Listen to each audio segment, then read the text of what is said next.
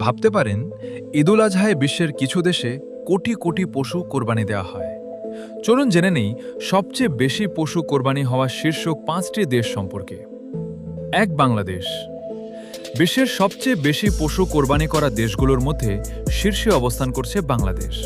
প্রতি বছর এই দেশে প্রায় ৯১ লাখ থেকে ১,১০,০০,০০০-এরও বেশি পশু কোরবানি দেওয়া হয়। ২. পাকিস্তান। দেশটিতে প্রতি বছর প্রায় ৯০ লাখ থেকে ১ কোটি পশু কোরবানি করা হয়। ৩. সৌদি আরব।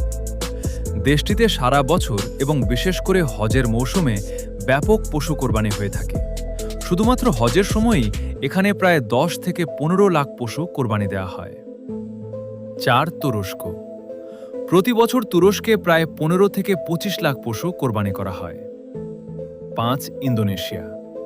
বিশ্বের সবচেয়ে বেশি মুসলিম জনসংখ্যার এই দেশটিতে প্রতি বছর প্রায় ২০ থেকে ২৫ লাখ পশু কোরবানি হয়ে থাকে।